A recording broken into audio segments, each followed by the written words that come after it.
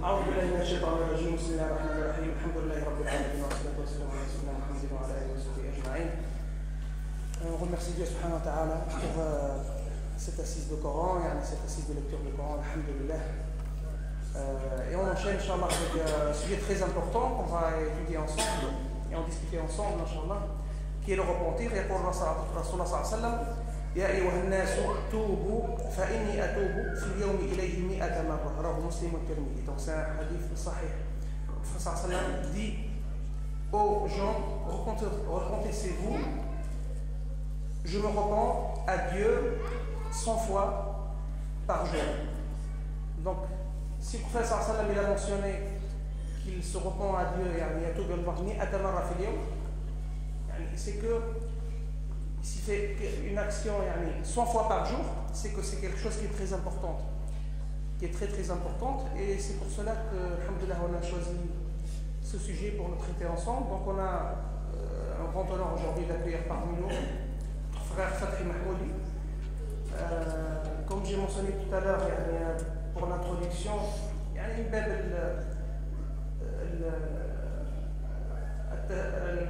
المسارعة إلى الخيرات ولا نزكي على الله أحدا. Donc c'est un frère francophone qui est né en France, voilà, donc qui est né en France, qui a appris le Coran. Donc c'est un don de Dieu subhanahu wa ta'ala, alhamdoulilah. Il parle bien français et arabe, souvent sollicité pour traduire, s'il y a une intervention en français, la traduire en arabe, là, une intervention en arabe, la traduire en français pour l'adapter, Inch'Allah, aux personnes qui sont présentes. Et donc, c'est un ingénieur en génie civil, un acteur associatif et intervenant dans plusieurs mosquées en Ile-de-France. Donc, alhamdoulilah, on est content de l'accueillir parmi nous. Et Inch'Allah, on compte sur vous, sur vos cœurs pour intercepter et pour par la suite, Inch'Allah, participer à l'échange et enrichir ce débat, Inch'Allah, jazakumullahu khayran. أعوذ بالله من الشيطان الرجيم بسم الله الرحمن الرحيم وصل اللهم وسلم وبارك وأنعم وتفضل على سيدنا مولانا وحبيبنا محمد صلى الله عليه وسلم وعلى آله وأصحابه ومن تبعه بإحسان إلى يوم الدين. اللهم بارك لنا في مجلسنا هذا وارزقنا خيره وفتحه وبركته وهداه. أمسينا وأقسمه لله الحمد لله لا شريك له لا إله إلا هو وإليه المصير. أمسينا على فطرة الإسلام وعلى كلمة الإخلاص وعلى دين نبينا محمد صلى الله عليه وسلم وعلى ملة أبينا إبراهيم حنيفا وما كان من المشركين. اللهم إنا نسألك خير هذه الليلة وخير ما فيها وخير ما بعدها ونعوذ بك من شر هذه الليلة ومن شر ما فيها ومن شر ما بعدها. اللهم إنا نسألك من خير ما سألك من عبدك ونبيك محمد صلى الله عليه وسلم ونعوذ بك من شر ما استعاذك من عبدك ونبيك محمد صلى الله عليه وسلم وأنت المستعان وعليك البلاغ ولا حول ولا قوة إلا بالله. Chers frères, chers sœurs, assalamu alaikum wa rahmatullah wa barakatuh. Jazakumullah khair pour cet accueil, cette invitation. Que Dieu bénisse cette mosquée, ce lieu qui accueille la communauté du prophète, la communauté musulmane ici à Massy-Palaiso, à Massy. Pour commencer, Inch'Allah, cette intervention, c'est vous qui allez prendre la parole. C'est vous, Inch'Allah, avec ce qui est dommage, c'est que nos sœurs ne peuvent pas, techniquement, je ne sais pas si on essaiera de pouvoir faire ça, c'est possible, qu'elles puissent participer. Et vous allez répondre à une question. Celui qui veut lève la main. Vous allez répondre à une question, tout simplement. Pourquoi vous êtes venu ici? Pourquoi vous êtes ici, assis à attendre? Qui peut donner la réponse?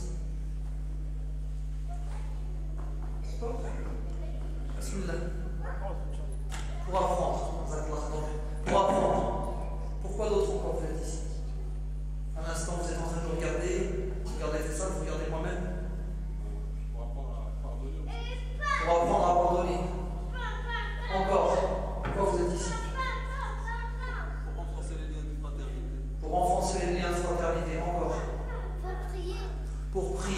marier après, Inch'Allah.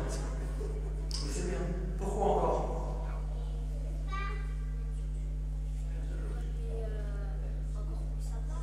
Pour aimer encore plus Allah subhanahu wa ta'ala. Encore.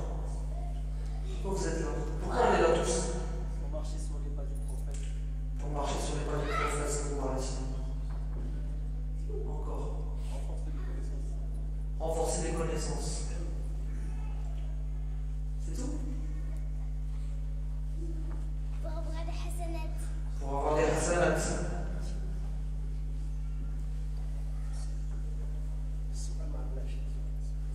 أنا بفهمش السؤال ما فهمش علاش جينا علاش رانا جالسين الان يعني علاش جينا هنا نعم جينا البيت ونبدا مسكين ونبدا فوسيتي جزاك الله خير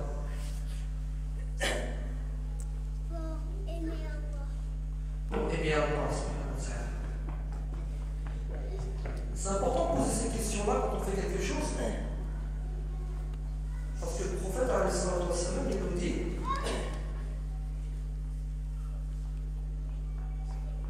que Ibn Adam, le fils d'Adam, le jour du jugement, donc, le fils d'Adam, il ne pourra pas lever, il ne pourra pas bouger un seul pied sans être interrogé sur 4 choses. Sans être interrogé sur 4 choses. C'est quoi ces choses-là sur lesquelles il va être interrogé? Son temps, dans quoi il l'a passé? Son argent, où il a dépensé, et d'où il vient? Sa jeunesse, dans quoi il a investi. D'accord? Et donc, c'est l'arabe d'Argentin qui disait souvent Hasibu anfusakum qabla an tuhasabu. Donc, interrogez-vous avant qu'on vous interroge. Pesez vos actions, estimez vos actions avant qu'on les estime ou on les évalue pour vous. Donc, le premier départ, quand on vient à la mosquée, quand on fait une action hasana, on doit toujours s'interroger pourquoi je viens. Et c'est ce qui fait la différence entre la routine, quelque chose qu'on fait machinalement, je suis venu parce que bon, j'ai vu une affiche, je vais rester, et celui qui se dit je vais parce que je vais chercher l'amour d'Allah, je vais apprendre, je vais être seul pas du prophète sallallahu alayhi wa sallam. C'est la différence entre l'ada et l'ibada. La différence entre l'habitude, et quand on sort de l'habitude et on lui donne une intention, ça devient une ibada, une adoration. Et là c'est un acte d'adoration. Donc, comme vous l'avez dit, on vient chercher les bienfaits de Dieu, on vient s'exposer à l'amour de Dieu, on vient apprendre, on vient tisser des liens fraternels. Il y a beaucoup de rêves, beaucoup de bonnes actions et de mérites dans ces rencontres. Et comme quelqu'un nous a venu crier oui, parce que le hadith dit que quand on est dans la maison de Dieu avec l'eau, on est toujours en état de salat. Même si on écoute, on est assis, et ben on est compté comme une prière. Donc tout ce que vous avez dit, c'est exact. Maintenant, pourquoi parler de ce sujet, le repentir? Pourquoi ce sujet? Alors, on va parler d'autre chose. Ce sujet, c'est vraiment, on va voir, il est extrêmement important à travers le Coran et à travers les enseignements de notre prophète alayhi salatu wa sallam. Dieu nous dit dans le Coran wa tubu ila Allahi jami'an ayyuhal mu'minuna la'allakum tuflihun. Revenez tous à Dieu, tous. Dieu il fait un appel général, revenez tous à Dieu. Tawbah, c'est un retour. C'est comme à un moment donné, on perd le chemin, on s'éloigne et on revient à la source, on revient à l'essentiel. C'est revenir vers une direction, vers le Qibla. Et donc, Dieu nous dit, revenez tous à Dieu, vous allez connaître le succès. Donc, subhanallah, Tawbah, c'est la clé del falah, du succès. Le succès où ici-bas et dans la vie dernière. Qui peut nous dire d'autres, un ou deux autres versets de Coran qui parlent de Tawbah, où Dieu nous invite à faire Tawbah?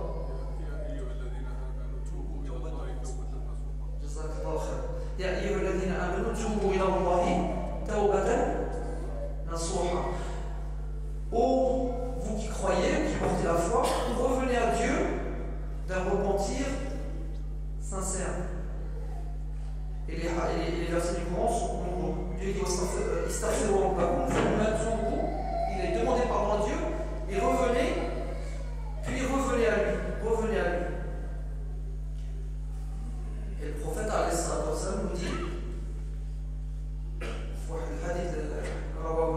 Bukhari. Wallahi inni la atubu ila Allah, la astaghfirullah, wa atubu ilayhi akthar min 70 marra, jazakumullah khair. Donc le prophète alayhi salatu wa sallam dit, je le jure par Dieu, par mon Seigneur, je demande pardon à Dieu et je reviens à lui plus de 70 fois par jour. Et dans un autre hadith, le prophète alayhi salatu wa sallam nous dit, L'Allahu afrahu bi tawbati abdihi min ahadikum saqata ala ba'irihi wa qad adallahu fi ardin falat. Et donc le prophète sallallahu alayhi wa sallam dit, Dieu est plus joyeux. Dieu est joyeux, il exprime sa joie, son bonheur pour l'un d'entre vous qui revient à Dieu. Il est plus heureux que celui qui a perdu sa chamelle dans une terre où il y a, comme s'il était dans le désert. On est perdu au milieu du désert et il la retrouve.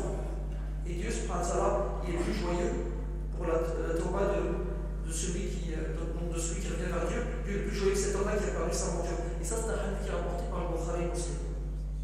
Donc là, ces quelques paroles, il nous montrent l'importance du repentir. Et Dieu dit dans le Coran, Wallahu yuhibbu tawwabin wa yuhibbu mutatahhirin. Et là, on voit que ce sujet-là, il est important parce que, à la clé,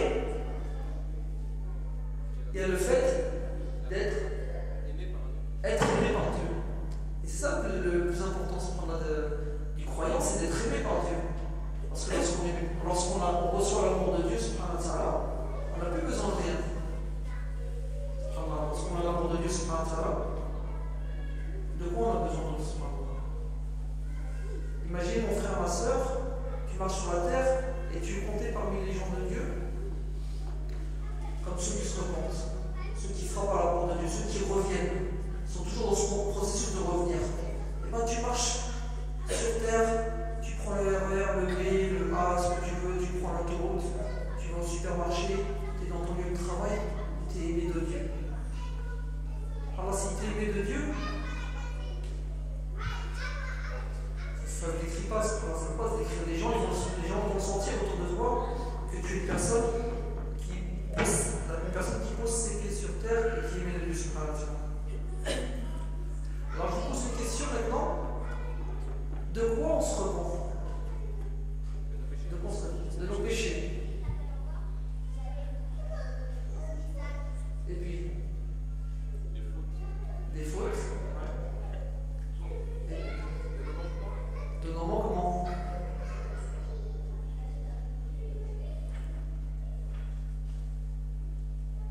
Je vous pose une deuxième question. Quelles sont les conditions du repentir que nous donne le prophète sallallahu alayhi wa sallam? Vous les savez,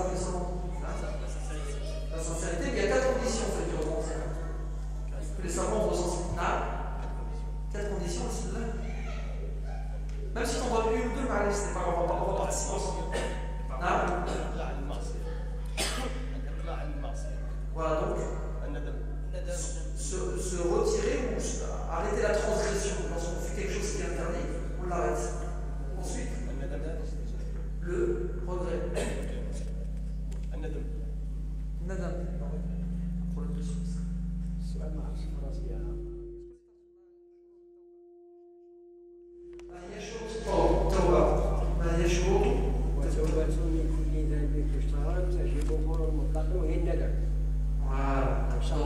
Donc, on arrête le péché et on regrette. Et puis,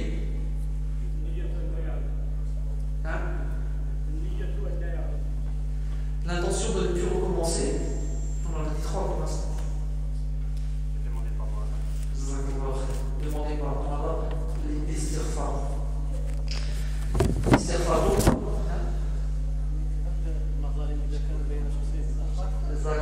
Oui, je raison, il y a une 4e condition, en fait, on a dit arrêter le péché, le regret, et avoir l'intention de ne plus recommencer, demander pardon à Dieu, mais si c'est une faute entre quelqu'un, moi avec quelqu'un, je dois chercher le pardon de la personne, je dois réparer la faute.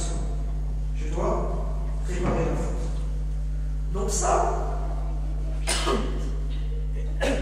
c'est un repentir par rapport à des choses, par rapport à des actions. D'accord? Par exemple, quelqu'un il boit de l'alcool, il fait quelque chose, ou là il vole, ou là il fait quelque chose de haram, il fait le repentir, il arrête une action. Ça, c'est un repentir par rapport à une chose. On va dire que c'est un repentir qui est extérieur. Il y a un autre type de repentir qui est intérieur. De quoi il s'agit? Un repentir intérieur. La tawba, qu'est-ce que la tawba? Avant tout, le premier pas de la tawba, c'est un choix. Par exemple, on trouve chacun de nous dans notre expérience, ou nous-mêmes peut-être, oui, nous-mêmes, on a un passé, on avait des habitudes, on avait un mode de vie, on a changé un jour, c'est pour ça qu'on est là. Sauf peut-être ceux qui parmi nous ont la chance de toujours avoir grandi à la mosquée, etc. Voilà qui Tawba, c'est une page qu'on tourne, c'est un choix, c'est le premier pas en fait dans Tawba. C'est le fait de faire un choix. C'est un choix courageux, notamment dans un contexte comme le nôtre, de repentir. Annoncer son repentir, c'est un acte de courage, c'est un acte de force, c'est un acte de fierté, et c'est déclarer son indépendance par rapport à tout ce qui nous entoure. Ça ne veut pas dire se couper du monde. On n'est pas en train de dire qu'on va s'enfermer à la mosquée, parce qu'on sait que le prophète, sallallahu alayhi wa sallam, il a éduqué des hommes qui ensuite sont partis transmettre le message de Dieu dans toutes les contrées, dans tous les territoires.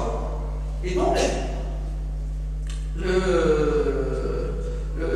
repentir, c'est un choix de revenir à Dieu subhanahu wa ta'ala, et c'est un choix de se détacher de tout ce qui est autre que Dieu. C'est se défaire également de la mécréance et de l'écouter la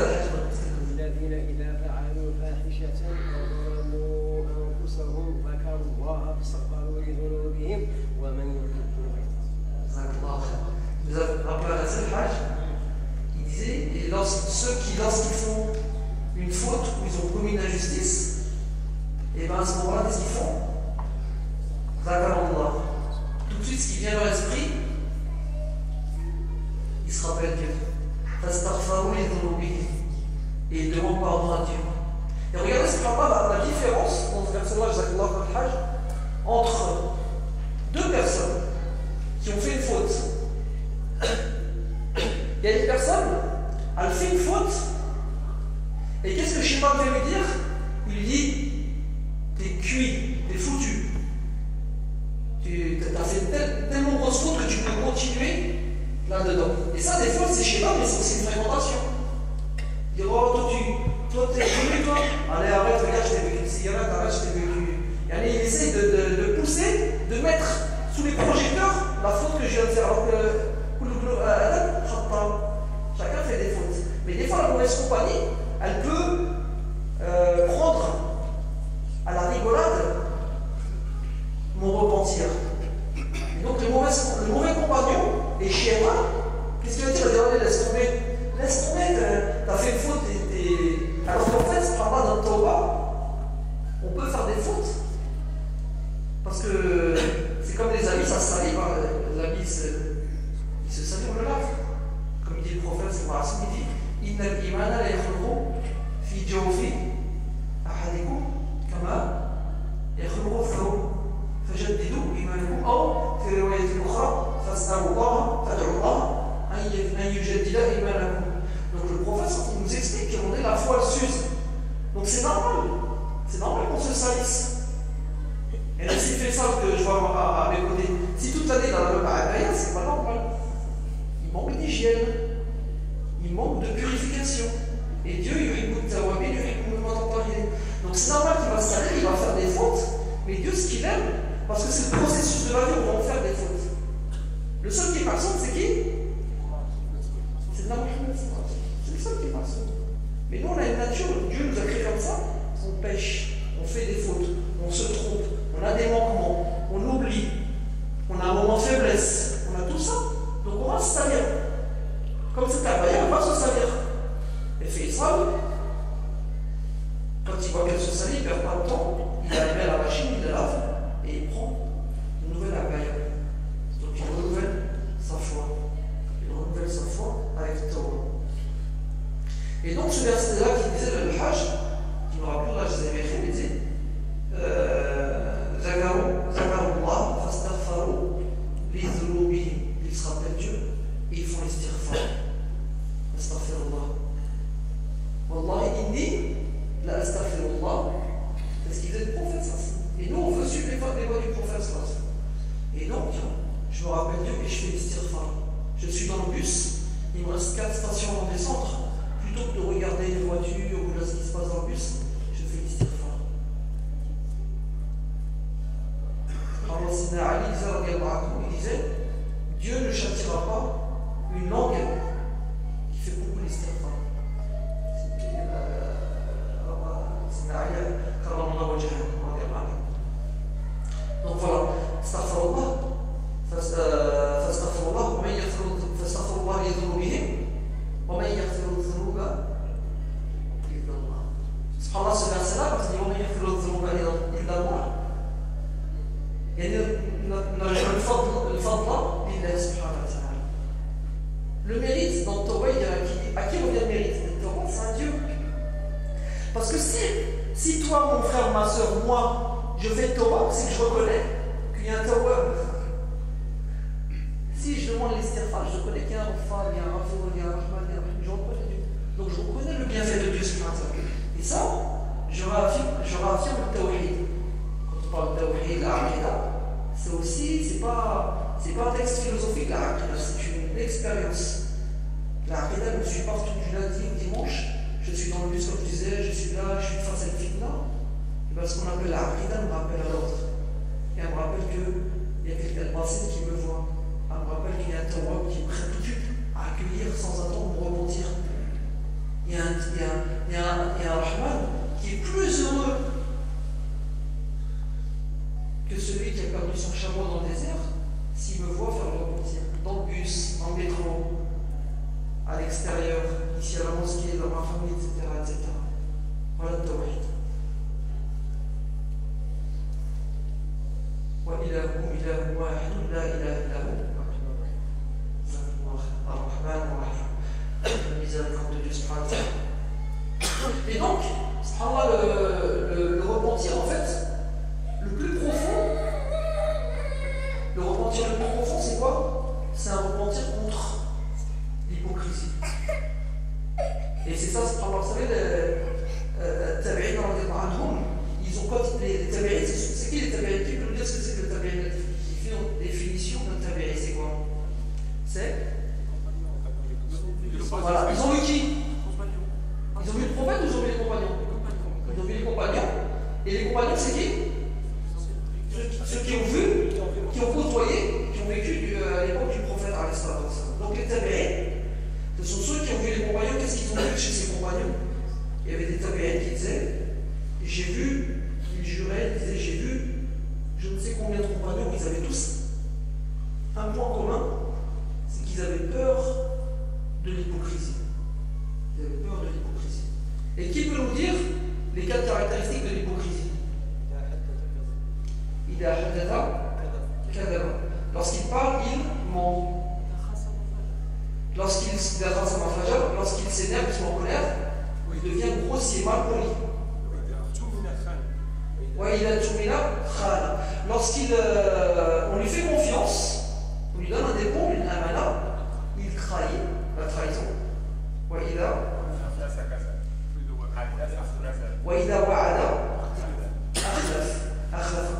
Et lorsqu'il fait une promesse, et ben il trahit, il ne tient pas sa promesse. Donc ça c'est le prophète alayhi salam. Si on a ces 4 caractéristiques en nous, on est un vrai hypocrite. Les 4 complètes. Et aujourd'hui, quand on parle de nifaq, que celui qui n'a pas un gramme de nifaq, il lève la main. Parmi nous. Celui qui n'a pas un gramme de nifaq.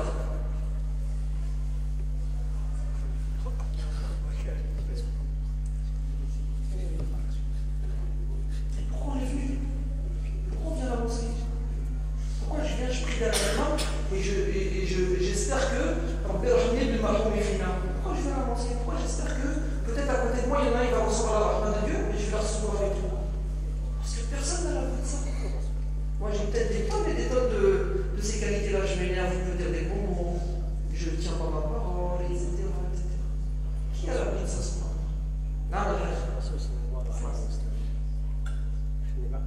الرسول قال لك واحد اللي ما فيش اللي جزاك الله خير. ايوا كاين عمرك الصديق كاين الحمد لله الأمة فيها الخير. كاين سيدنا عمر كاين الصحابة كاين الرجال كاين العلماء العاملين. ولكن الإيمان يزيد وينقص. Voilà, la foi, elle augmente, ça c'est notre caractéristique de la foi, elle augmente et elle baisse. Et subhanallah, voilà, il y a deux catégories de repentir. Il y a le repentir contre les péchés qu'il faut arrêter. Et ça, subhanallah, si on prend l'exemple avec la médecine, vous savez, des fois il y a des maladies qui sont bénignes ou bien légères, un rhume, une grippe, ou là, des fois on se blesse, on s'écorche. Voilà, on est tombé, on s'est écorché, on a une plaie. C'est de la surface. Donc on le traite, on fait un pansement. Et après, d'autres maladies, ça rentre à l'intérieur. C'est des microbes, c'est des virus. Des fois, c'est de plus en plus profond. Et pour ça aussi, il faut une thérapie. Pour ça aussi, il faut un traitement. Donc le tawbah, c'est à la fois vis-à-vis des péchés, mais c'est aussi vis-à-vis de mon état spirituel. Et là, subhanallah, mon état spirituel, et bien tout seul, je ne peux pas y arriver. Tout ça, je ne peux pas y arriver. C'est pour ça que Dieu, il a fait en sorte qu'il y a des mosquées, que je vois assez obligatoire, c'est pour être avec la bonne compagnie, pour être avec des gens qui ont ce souci de tawbah. Donc la clé dans le tawbah, le premier pas, il vient de moi. Est-ce que je veux faire repentir? Est-ce que j'ai cette intention de faire repentir? Une fois que j'ai fait ce premier pas, le deuxième pas, je vais tout de suite voir qu'il y a beaucoup de difficultés. Et c'est là que je prends une résolution, la ferme résolution, de chercher la bonne compagnie. De gens qui ont fait un choix dans leur vie. Le choix d'être avec le Coran, le choix de multiplier les bonnes actions. Tout à l'heure, on parlait de l'intention quand on a commencé. Une fois, il y avait un homme pieux, c'était un chef qui était avec son élève. Et il était chez lui à la maison. Il y a quelqu'un qui frappe à la porte. Et l'élève, il allait pour ouvrir la porte. Et le chef, il lui a dit, tu vas où comme ça? Et l'élève, il lui a dit, je vais ouvrir la porte. Il lui a dit, va comme ça, comme ça tu vas ouvrir la porte. Il a dit, là, je vais ouvrir la porte. Il a dit, parce que cette porte-là, peut-être il y a un mendiant, peut-être il y a quelqu'un qui est perdu, peut-être. Tu n'ouvres pas la porte comme ça, il faut multiplier le lien. Multiplier les bonnes œuvres. Il faut être dans un état d'esprit de toujours vouloir faire le khayr. Quand je me lève le matin et Tawbah, c'est un état d'esprit en fait. Et quand ça rentre, c'est un état d'esprit, on comprend qu'on va faire des péchés. On n'est pas parfait, on n'est pas des anges, on n'est pas des malaïkas, on est des êtres humains.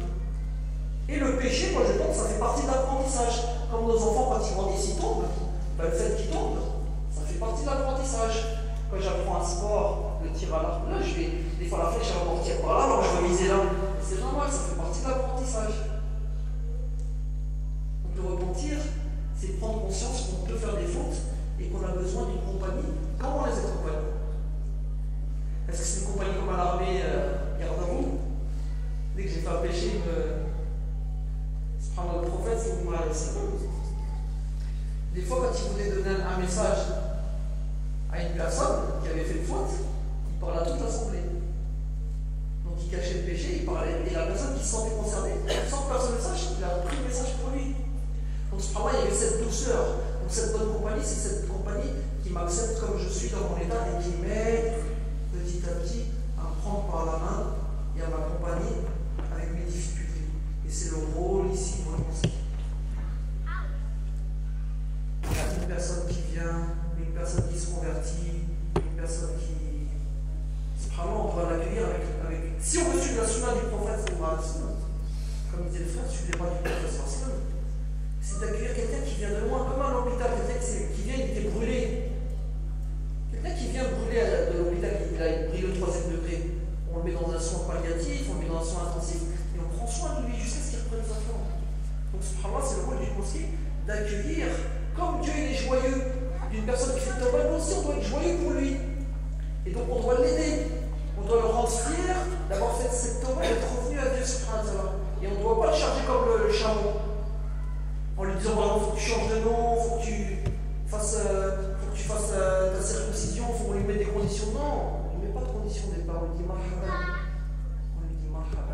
On est joyeux pour lui comme Dieu était joyeux pour lui. Et on l'accueille et on l'accompagne. Voilà le rôle d'une mosquée ici en France et partout dans le monde. Et une mosquée, c'est pas un lieu de discorde, ça ne m'arrête pas. C'est un lieu, quand on a compris comme tout à l'heure que le poids du travail de Tawbah est tellement lourd qu'on n'a pas le temps de se chamailler. Et les chantiers déjà sur moi, comme dit le prophète, il dit quand il revient de. Je crois que c'est une bataille de combat, vous avez entendu, il dit min jihadin. Asrab, il a jihad, il a pas. Il revient pas très. Il a laissé des martyrs derrière. Il a laissé des martyrs, des gens blessés, des infirmes de guerre. Et dans ce contexte-là, il dit vous avez laissé un petit jihad pour affronter un grand jihad. Donc là, la mission, elle est énorme. Quand on a une mission énorme comme dans le chantier par exemple, et qu'il faut porter le travail, il faut pas comme ici là, est-ce que c'est le moment de se chamailler pour la couleur du moquette par exemple? Non, c'est pas le moment. Le moment c'est de. On n'a pas de temps perdre, mais chez moi, et on y va. Parce que quand on a compris, quand j'ai compris le but de ma vie que je dois faire Tawbah, je ne perds pas de temps, mais jamais avec les autres. Et ce conseil, je me le donne à moi-même, les frères, je ne le donne pas à vous, mais à moi-même. C'est pas favorable pour Dieu me pardonne d'avoir d'oser. Des leçons de ce type à mes frères, ça rend même que je donne cette leçon. Je m'arrête là, je continue les personnes, je laisse pas la parole à mon frère. Malheureusement, alors, ça c'est un petit clin d'œil, ne me prenez pas mal, mais je regrette fortement qu'on ne puisse pas donner la parole à ma soeur. J'ai vu une affiche, c'est la femme dans la société. Je ne sais pas ce qu'on va se dire à cette conférence.